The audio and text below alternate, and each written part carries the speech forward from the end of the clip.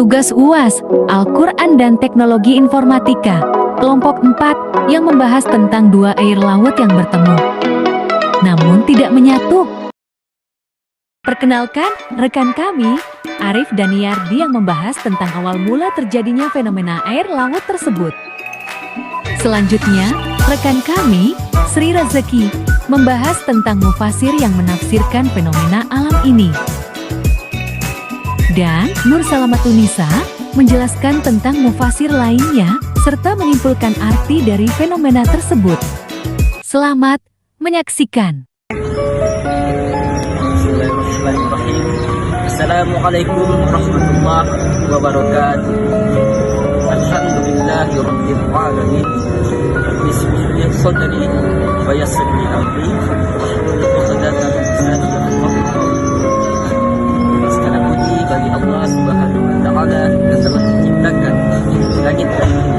Salawat serta salam dan lumpah kita aturkan kepada baginda Nabi Muhammad sallallahu alaihi wasallam. Al-Quran adalah kitab suci Allah Subhanahu wa taala. Firman Allah Subhanahu wa taala yang diberikan kepada baginda Nabi Muhammad sallallahu alaihi wasallam untuk sebagai pedoman umat manusia.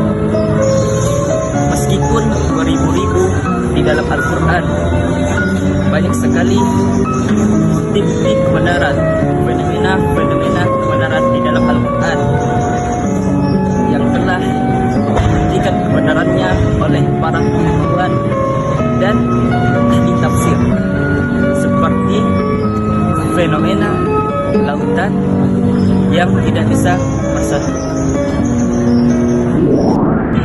Di sini saya menjelaskan tentang fenomena dua air laut yang tidak bersatu, sebagaimana di dalam Al-Quran di surah Ar-Rahman ayat 19-20 yang artinya Dia membiarkan dua lautan mengalir yang keduanya kemudian bertemu.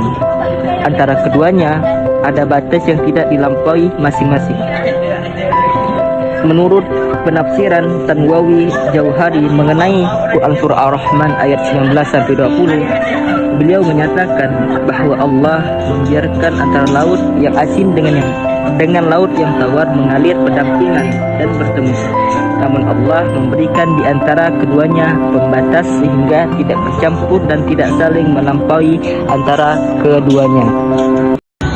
Dikisahkan seseorang ahli selam dari Perancis yang bernama Jacques pada suatu hari ketika sedang menyelam di bawah laut, ia menemukan kumpulan mata air tawar yang tidak bisa bercampur dengan air laut. Seolah-olah ada dinding yang membatasi air laut dan air tawar di bawah kedalaman laut. Ada juga para ilmuwan berhasil mengungkapkan kebenaran yang lainnya, yakni di Selat Gibraltar yang menghubungkan antara lautan Mediterania dan Samudra Atlantik, serta memisahkan Spanyol dan Maroko. William Whyte, seseorang ahli kelautan, menjelaskan air laut yang berada di Selat Gibraltar memiliki karakteristik yang berbeda dibandingkan dengan selat-selat yang lainnya, baik dari kadar garamnya, suhu, maupun kerapatan air laut. Dan ini dihubungkan surah di dalam Al-Quran, surah Al-Furqan ayat 53. Dari penjelasan tadi, kami juga mengutip dari tafsir As-Sa'di yang ditafsirkan oleh Syekh Abdurrahman bin Nasir As-Sa'di dalam Quran surah Al-Furqan ayat 53. Dan dialah yang membiarkan dua laut, yaitu air sungai dan laut, mengalir berdampingan, yang ini tawar dan segar enak untuk diminum, dan yang lain sangat asin lagi pahit, yang sangat berguna bagi hewan-hewan di laut dan kehidupan manusia lainnya. Dari ayat tersebut beliau menjelaskan bahwasannya keduanya bertemu lautan yang tawar, yaitu sungai-sungai yang bertebaran di muka bumi, dan lautan yang asin, dan dijadikan manfaat masing-masing sebagai kemaslahatan manusia. Dan dia menjadikan antara keduanya dinding, yakni pembatas yang mencegah pencampuran yang satu dengan yang lain, sehingga bisa hilanglah fungsi yang diinginkan darinya dan batas yang menghalangi serta pembatas yang membentengi. Selanjutnya saya juga mengutip tafsir dari Liyadabburu Ayati, yaitu oleh Syekh Profesor Dr. Umar bin Abdullah Al-Mukbil. Berkata Al-Alamah Asy-Syankiti, dan di antara tempat yang terjadi fenomena ini adalah Sungai Senegal yang terletak di bagian selatan kota Senlis. Saya pernah mengunjunginya pada tahun 1366 Hijriah. Saya mandi di Sungai Senegal 1 kali dan di Samudra Atlantik juga 1 kali. Namun saya tidak menemui pertemuan kedua air laut itu. Tetapi saya diberitahu oleh guide yang percaya bahwasannya itu pernah terjadi. Suatu ketika salah satu dari mereka duduk mengambil satu gayung air laut dengan tangan dan memastikan bahwa udara air laut itu rasanya asin dan di sebelahnya tawar, dan keduanya mengalir dalam satu jalur, tidak bercampur satu sama lainnya.